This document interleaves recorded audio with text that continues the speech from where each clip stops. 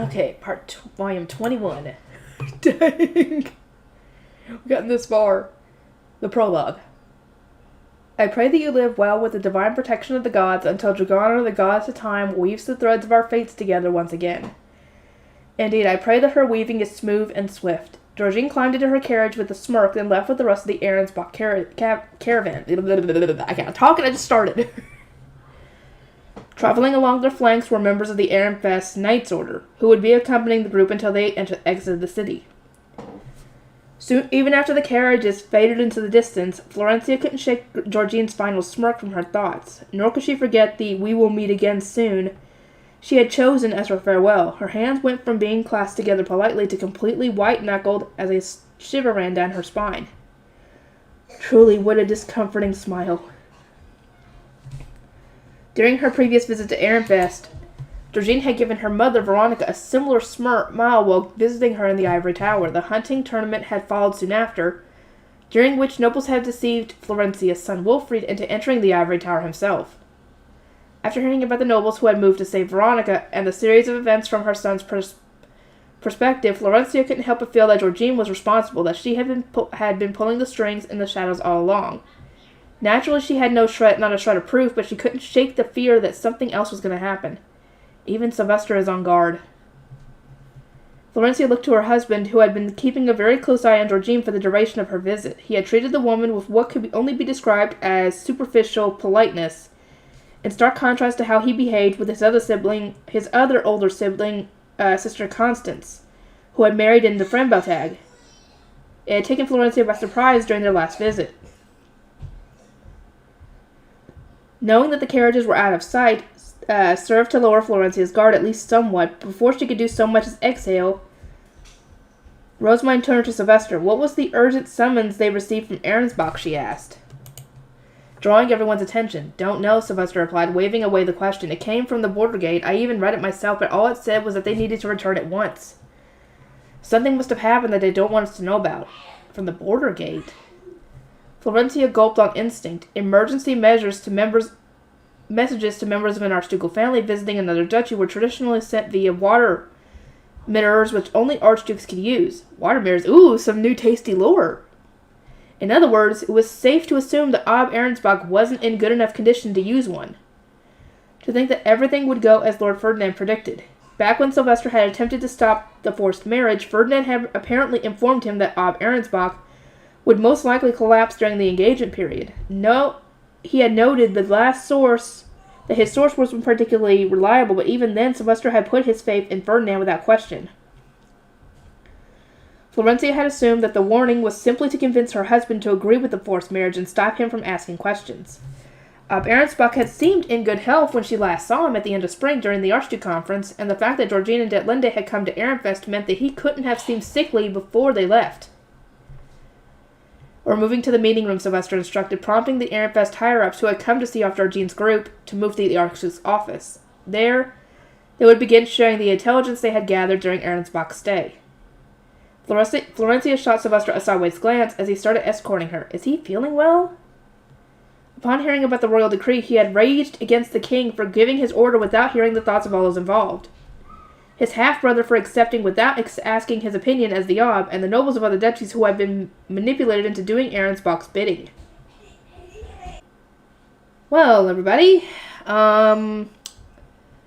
if you are excited for the rest of this story, because we've only got at least 6 books left before we are up to date on the pre-orders. No, technically 7, I think, because the next pre-order drops on the 10th. And there's no way I'm going to be able to get that done much that quick. Well, I technically could, as long as I have the time. Anyway, if you haven't already subscribed, do so, and hit the like button if you're excited. I'll see you guys with all this. Okay, let's get back to it. Where did I get off to? I can only hope that Lord Ferdinand's engagement proceeds without issue. Ehrenfest was a low-ranking duchy without any means to defy a royal decree. Florencia wanted things to go peacefully, but at the same time, her heart was a storm of unease. So, what have we learned, Sylvester asked, beginning the meeting. Those attending began exchanging intelligence acquired from tea parties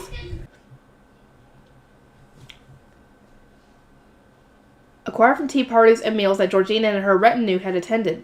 The bulk of participants in meetings like this were usually men, but today there were a great number of women as well. The two visitors were women of the Archducal family. They had gone to many girls-only tea parties where Florencia and Elvira had taken the lead with intelligence gathering. If possible, I would have liked to speak with Rosamund and Charlotte before the meeting to organize everything we know. Georgine had left the task of accompanying Detlinde entirely to Ferdinand, instead focusing on her own socializing. As a result, Florencia had needed to delegate one job after another to the noblewomen she could trust, leaving her with almost no time to speak with her children. Most notably, she had yet to receive a detailed report on their gathering in Ferdinand's estate. Given that the meeting had been about purchasing a hairpin, it seemed wise to ask Rosamund or Charlotte about the matter than Wilfrid. Florencia listened to Elvira's report while forming a schedule in her mind. We can infer much from Lady Georgine's departing smile, but I believe the tea parties and meals she attended during her stay will prove more important, Elvira said, having fully devoted herself to gathering information at Ferdinand's request. During tea parties attended mostly by those of the former Veronica faction, she would explain how Lord Sylvester is seen as a cruel and terrible archduke by other duchies, and she regularly asked for everyone's thoughts on Lord Ferdinand becoming her daughter's husband. She also seemed to have learned about books and printing. Most nobles of the former Veronica faction believe that Lord Ferdinand is behind Lady Rosamund's trends, so I imagine that Lady Georgine thinks the same. Detlinde sure thinks so. Investigation had revealed that many of the former Veronica faction believed that Ferdinand was creating Rosamund's new trends from the shadows. Only now that Veronica was gone was he able to see the light of day, they had said. They had clearly taught his secrets to a former Blue Shrine maiden to secure her adoption by the Archduke. They believed that Rosamund was being exploited so that Ferdinand could secure power in Ehrenfest. If only they were closer to her, they would immediately see the truth. That Lord Ferdinand is desperately containing Rosamund's rampages.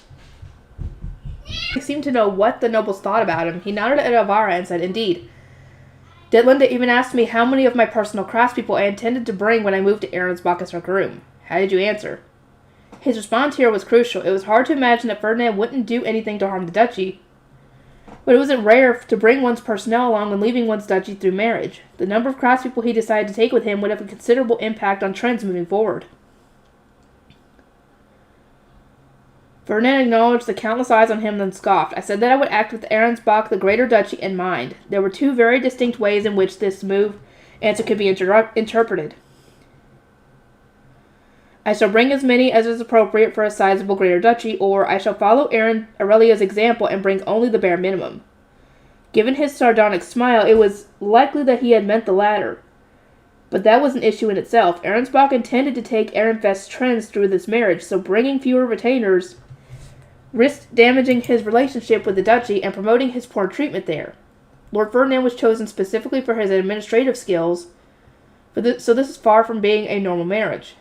Florencia wasn't the only one worried about Ferdinand's future. Elvira and Rosamund were no doubt even more concerned. "Would it not be wise to have more cards to play if necessary?" Elvira asked. "Perhaps you could bring some craftspeople with you?" "No," Ferdinand replied, refusing the idea outright. "The king did not order me to bring craftspeople, so there is no need. We do not know how commoners might be treated in Ahrensbach, and they would serve only as dead weight, as I would need to devote some of my focus to protecting them. Ehrenfest craftspeople need only work for Ehrenfest." Florencia sighed at this obstinate response. It wasn't unusual for Ferdinand to reject the good-natured suggestions of others, but as always, it was hard to keep up with him. Nobody knows what might happen in Ahrensbach. Florencia decided to report what she knew. She wanted Ferdinand to put at least some thought into protecting himself. "Bear in mind that I acquired this information from a lay noble of the former Veronica faction, but as Ahrensbach plans to return Lord Ferdinand to Ehrenfest once their duchy has stabilized..." "Oh, they do?" "It seems they are more or less stealing him for his mana and administrative talents." "Come again?" It may not be the most reliable news. It was stated during a meal attended only by the core of the former Veronica faction, so this lay noble did not hear it themselves. But I find it most curious nonetheless. Everyone furrowed their brows. Given the current state of Ahrensbach, it was clear that it wouldn't stabilize anytime soon. "But who knows how long that'll take," Sylvester said, crossing his arms with a confused frown. What must Georgine be planning to have said something like that? Rubbing a finger against his temple, wearing a similar frown. The meaning of those words changes greatly depending on whether they mean stable from an outside perspective or from Georgine's point of view, not to mention... He fell silent. Not to mention what? Rosamund asked. She was prompting him to continue, but he merely shook his head and said that it was nothing. Florencia saw no need to question Ferdinand any further. Although he was a cautious man who said only what he was confident was the truth, if something of great importance was on his mind, he would report it anyway, with a preface that he wasn't sure about its veracity. Rosamund was different, however. She glared up at him, determined not to let him avoid the matter, and said, "No secrets. We need to consider every possibility here." It was true that Ferdinand's insight would be of great use, and for that reason everyone joined Rosamund in imploring him with their eyes. He grimaced but spoke nonetheless. "I simply thought that in the first place I am unlikely to be alive by the time they would send me back," he explained, causing the air in the room to freeze over. Oh, I see why he wouldn't have said that. That would have upset everybody.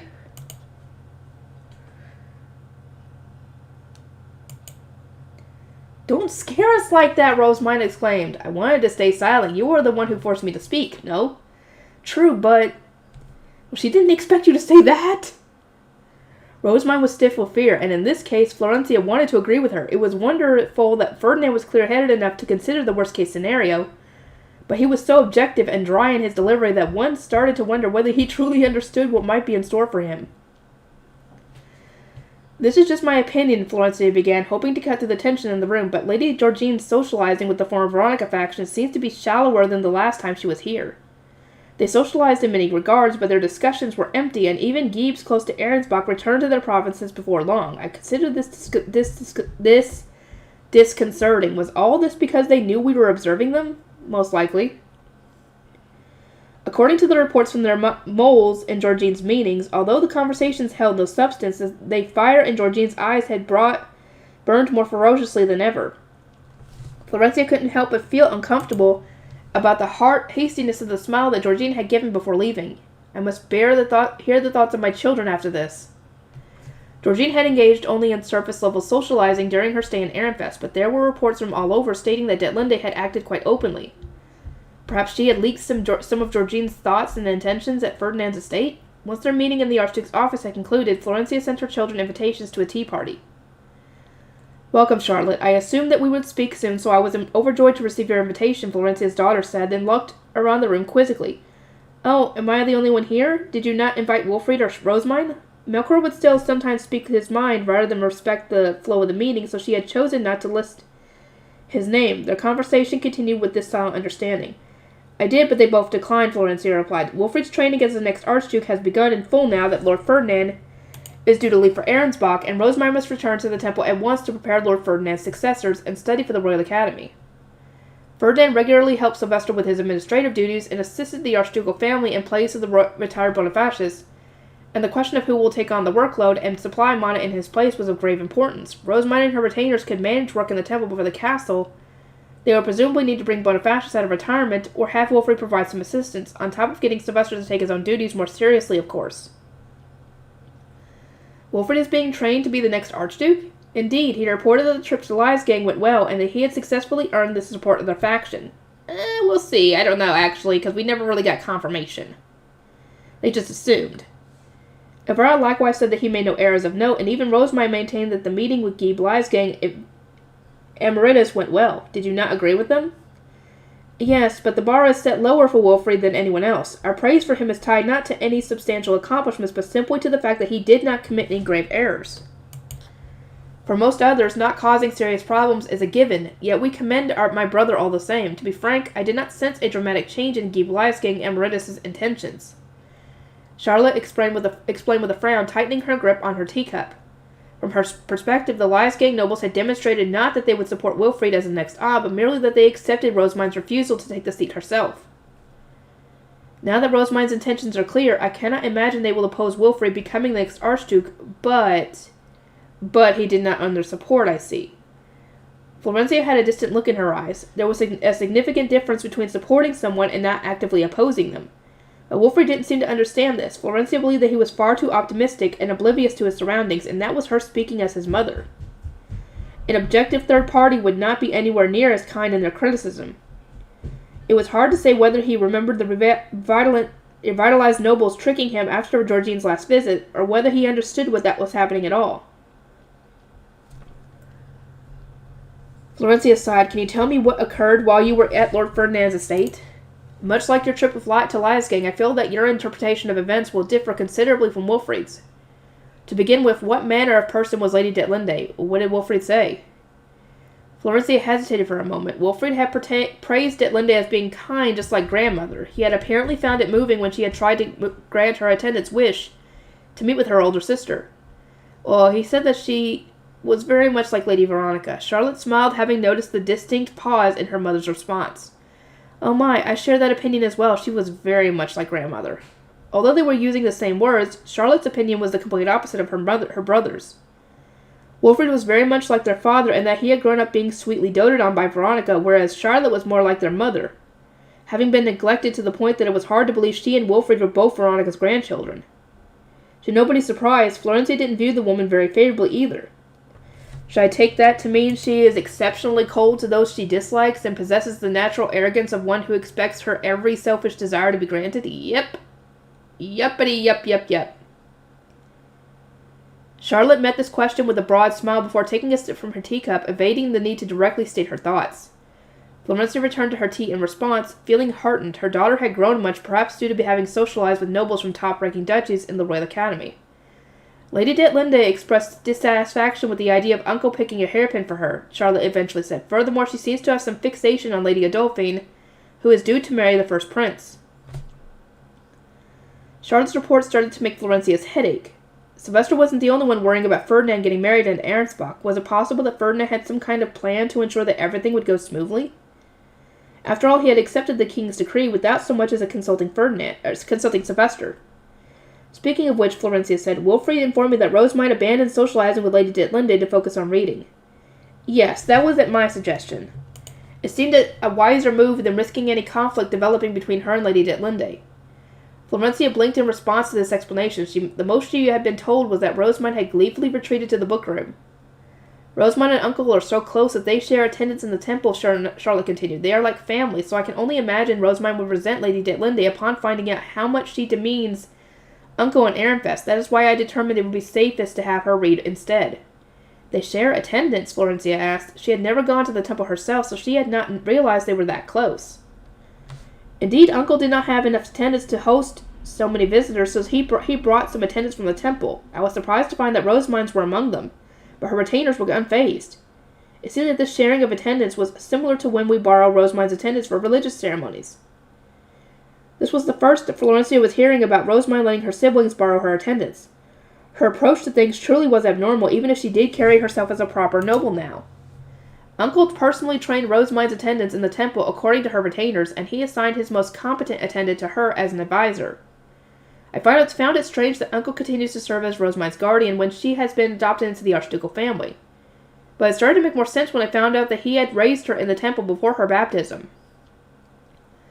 It was generally accepted that Ferdinand was responsible for Rosamund. Sylvester prioritized Florencia's opinion when it came to raising their children, but for Rosamund he would always prioritize what Ferdinand thought. She had always found it quite telling that not even Elvira could interfere, despite having acted as Rosamund's true mother since the girl was baptized. But she was still surprised to learn just how close Rosamund was to Ferdinand. Uncle has been serving as a pillar of emotional support for Rosamund all this time, so I am concerned about how she will cope moving forward. Oh my, but this is a good opportunity for her to leave his nest and become independent. She just needs to start depending on Wilfried instead. I am not sure he is capable of such a role, Charlotte muttered. Her voice was tinged with concern, but the unavoidable fact was that Wilfried and Rosamund were engaged. They would need to become pillars of support for each other no matter what.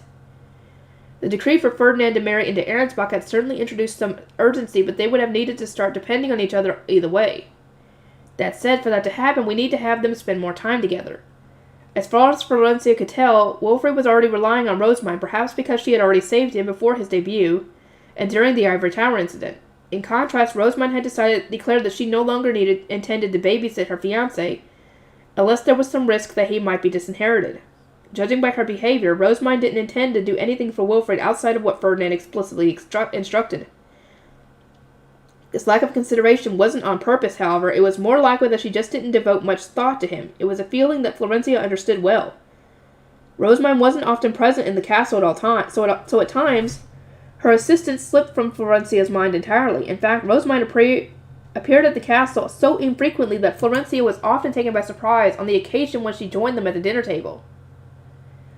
In short, Wilfred and Rosamund needed to be more conscious of each other before they could even begin to develop a mutually supportive relationship. I understand your concerns, Charlotte, but we should not keep Rosamund from socializing for our own benefit. She will need such experience as Florencia's future first wife. Doubly so if she's already lacking in that area. Rosamund's limited socializing skills could also have been remedied by Wilfred taking a second wife who could deal with such matters. But that was much easier said than done. The Lias gangs would start causing trouble unless the woman he married was one of their own. But giving more power to the Lias gangs was ill-advised, especially with the planned winter purge. Factions were going to be changing far too much. Ooh, this is planned on for the winter. Ooh, I can't wait for that. If possible, I would like for Rosamund to leave the temple and start getting more socializing experience, but I know she will not be open to the idea, Florencia said, punctuating her complaint with a long sigh. Charlotte narrowed her indigo eyes in reproach. You expect too much of her, Mother. She is going to be running the temple almost entirely by herself once Uncle is gone. Which will no doubt mean spending even more time there. She is both the High Bishop and the orphanage director, you know, and on top of all that, everyone expects her to spread the printing industry to other provinces and come first in class within the Royal Academy. We certainly cannot expect her to socialize within the duchy as well. At the very least, please wait until she grows more accustomed to life without Uncle. As much as Florencia could tell there was an extremely tight bond of trust between Charlotte and Rosamund, she couldn't understand what had caused Charlotte to be so considerate of the temple. Florencia already knew from Sylvester that, to Rosamund, the temple was somewhere she could meet with her family under the guise of discussing the printing industry. Having her regularly return home or Elvira frequently visiting the castle would only result in people assuming the worst. But the temple was free from the prying eyes of other nobles. Of course, Charlotte didn't know about these secret circumstances, and Florencia had no intention of revealing them to her. Wait, Florencia knows about this? I'm assuming that Sylvester told Florencia that he was adopting a commoner?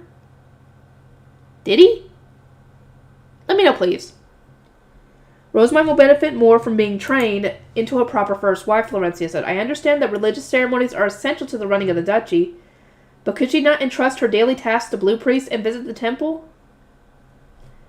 At least that way she will only need to attend ceremonies as you and Wilfred currently do. She will only be the High Bishop until she comes of age, after all.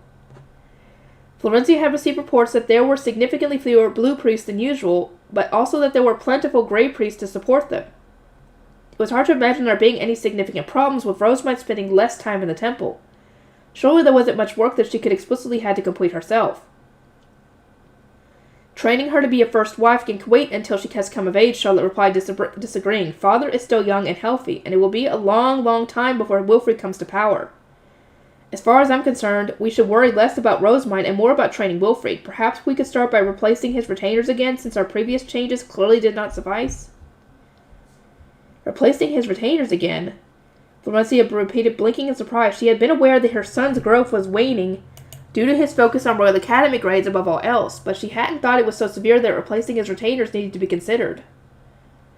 His current ones have grown more and more arrogant since the engagement was settled. I feel as though I have returned to the time when grandmother was in power.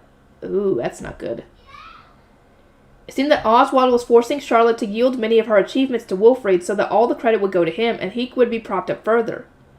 Such behavior was unacceptable, but Wilfred remained completely oblivious to it. Even when Charlotte had attempted to subtly inform him, he hadn't picked up on her indirect language. I tried my hardest to tolerate this, as you have asked me to form strong bonds with my brothers so that I might rely on them after being wed to another duchy, but the burden is growing too great to bear. A single arrogant order is bad enough, but Oswald demands more by the day. I no longer wish to assist my brother whatsoever. Dang, it's gotten that bad? I mean, I know she was asked to do that, but I didn't realize it was that bad. Florencia could feel a strong headache coming on. She understood the joy that Wilfred's retainers must have felt knowing that their lord had overcome 2 grave threats and returned to his seat as the future Archduke. They must have been overly eager to get him more achievements to his name for his sake.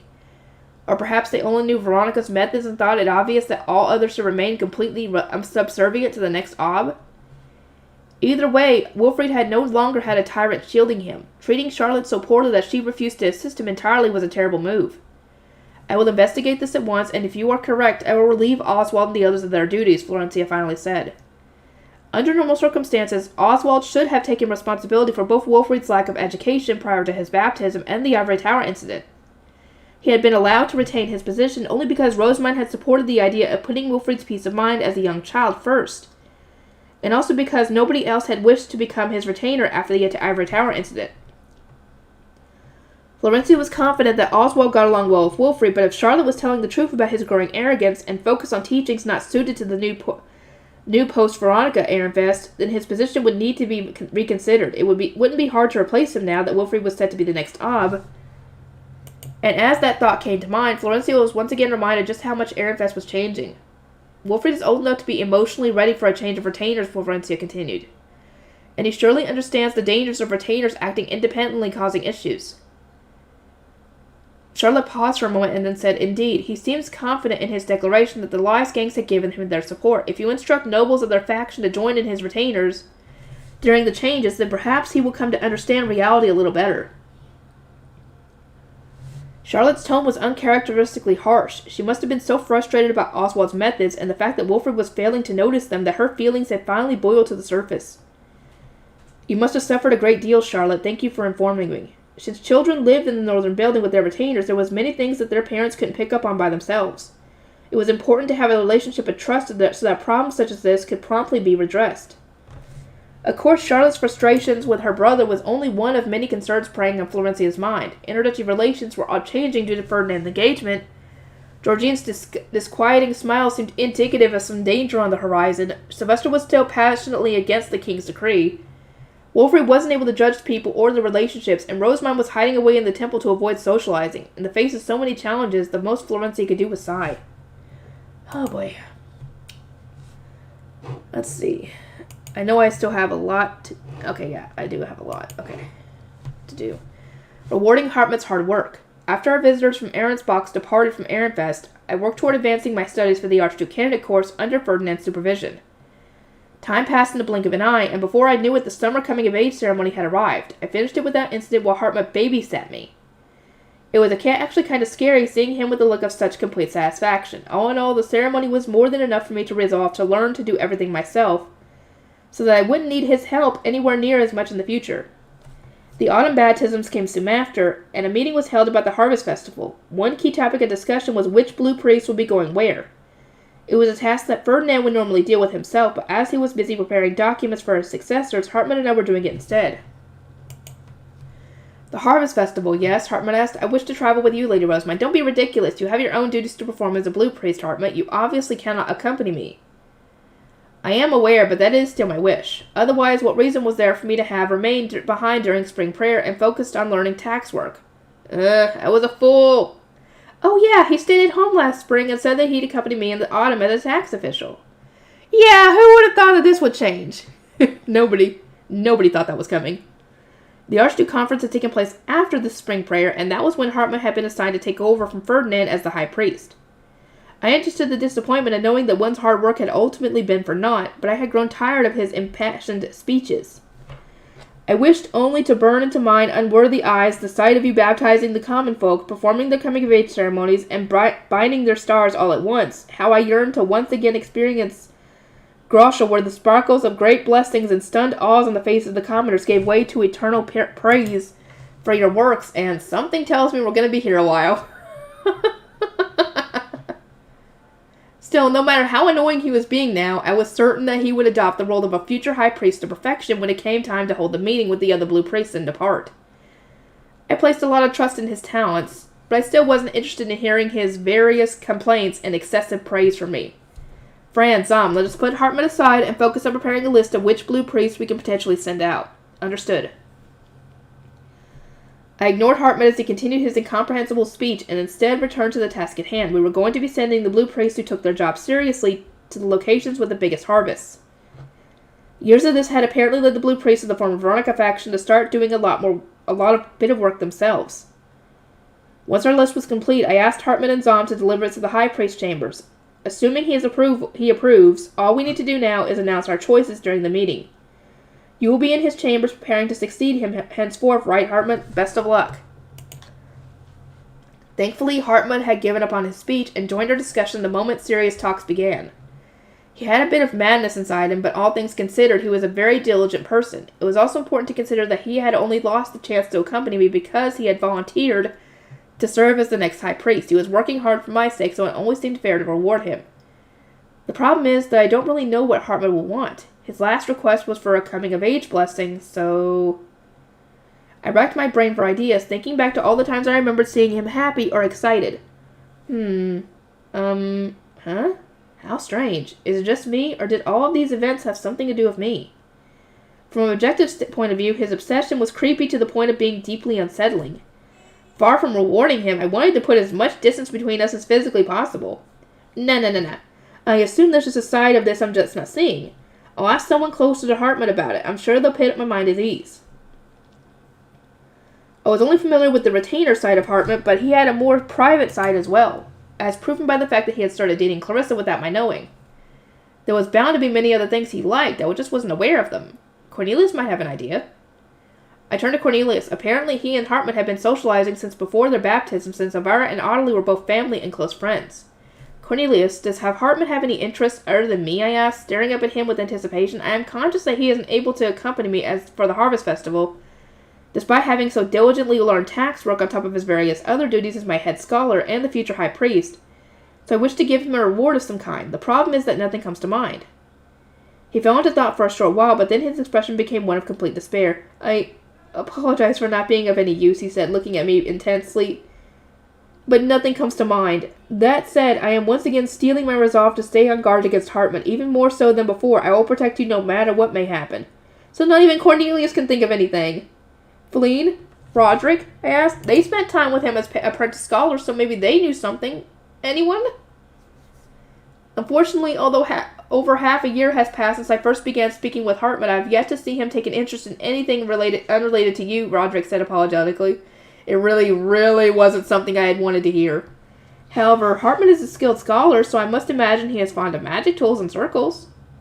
It was true that he had joined Ferdinand and Raymond in their conversation at the Interdungeon tournament, and the Gathering Spot's healing magic circle had made him excited enough to start taking notes. I think it was partially because you were doing the ritual, so yeah. These things might have been indirectly related to me, but I was sure that his interest went beyond that. As I was deep in thought, Feline came up with something. Hartman wishes to become a scholar you can rely on, she said, so perhaps you could consult him when making magic tools or circles? Can that really be considered a reward? It sounds more like adding to his workload.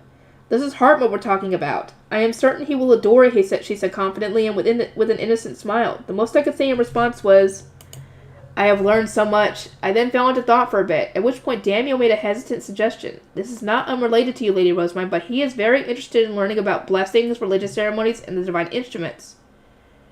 Perhaps you could permit him to view especially precious documents? That is a good idea. There are many such documents in the temple. Perhaps giving Hartman the means to research blessings and the divine instruments would inspire him to lock himself away in his hidden room like Ferdinand. Either way, it was sure to stop him from obsessing over me. I don't think not. After finishing his administrative work with the high priest, Hartman returned to the high bishop's chambers. I wasted no time in putting my plan into motion. Hartman, do you want to try making the divine instruments? You intend to give me the divine instruments, Lady Rosamund? If even that is within your power, then you are even greater than a saint. A goddess, perhaps?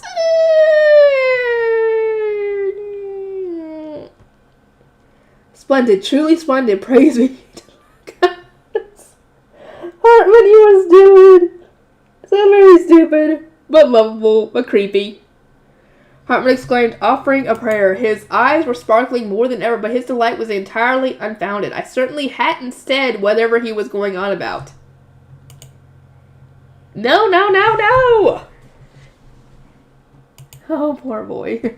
No, I do not, so stop praying, I replied, desperate to clear up the misunderstanding. I will simply be explaining why I can make them, or rather, the method that I use. You may be able to make them yourself, but that will depend entirely on you. I was thinking that this could serve as a reward for your hard work, and as an apology for you being unable to accompany me during the harvest festival.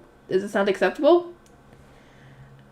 I was concerned that Hartman wouldn't actually like the reward, but he knelt before me with an exceptionally bright smile. It is the greatest reward that I could ask for, and one that should lead to significant progress in my research. It seemed that scholarly things really were the best reward for Hartman. Relieved that he hadn't rejected my idea and demanded something strange in its place, I started explaining how I had obtained the divine instruments. It was very simple. You just had to keep offering mana to the divine instruments in the temple. Once you had supplied enough, the magic circles would start coming to mind with relative ease. I was able to use Shizaria's shield after about half a year as a blue shrine maiden. Perhaps an adult archnoble such as yourself will make faster progress, since you can use rejuvenation potions and other such magic tools already. That said, do not become so devoted to your studies that you over-consume potions or start allowing other aspects of your life to fall apart. I understood. Standing behind the very enthusiastic Hartman were my other retainers, also listening with great interest. They seemed excited at the prospect of learning to use the divine instruments themselves. This sounds like a great opportunity for me to try making the God of Life's sword, Cornelius said. I fail to see how you are involved, Cornelius. I am the one Lady Rosemine is presenting with this tremendous gift, not you. Hartman noted. Should you not be focusing on guard duty while in the temple? As the two glared at each other, smiling all the while, Feline noticed my concern and spoke up. Lady Rosemine, if you permit Cornelius to offer his mana, would this not cease to be a reward for Hartman? Hartman agreed with a firm nod. I contemplated this situation for a moment. The duchy would benefit from many people offering mana to the divine instruments, and the mana-deficient blue priest would focus on handover stuff without needing to worry about the offerings. That, in turn, would ease Ferdinand's burden. I would enthusiastically welcome more mana being donated to the divine instruments as long as donating does not interfere with your work, I said. But in that case, I suppose I would need to grant Hartman another reward. Another reward? Is there anything else you might like, Hartman? I will provide anything that is within my power, I asked, asking for his own opinion. Hartman pondered my question. Then with an unexpectedly serious expression, he replied, Please rely on me more. I didn't follow at all. I am relying on you more than anyone in enough already, no?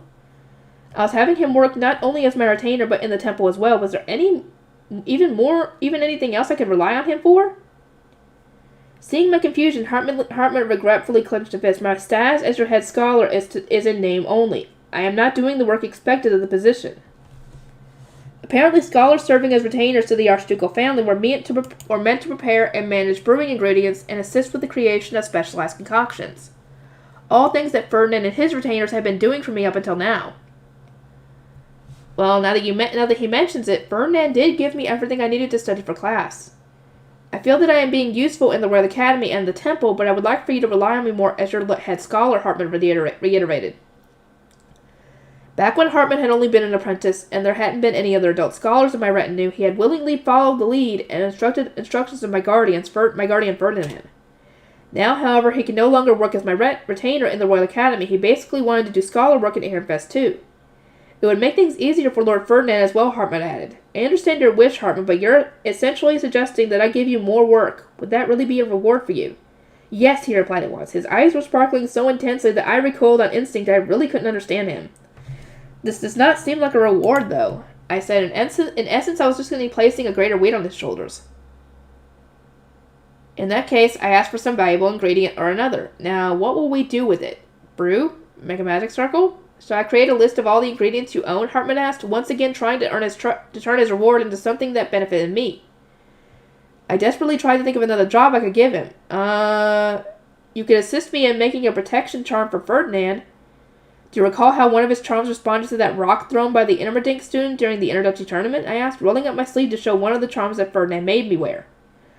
I would like to make a charm to protect Ferdinand from a similar incident should one occur. Ferdinand was going into enemy territory. I wanted to give him absolutely anything that he might need to protect himself. I wanted to pack a single charm full of magic circles that will react to any attack, I continued, and if possible, I wanted to begin working on it right away. It may require much trial and error.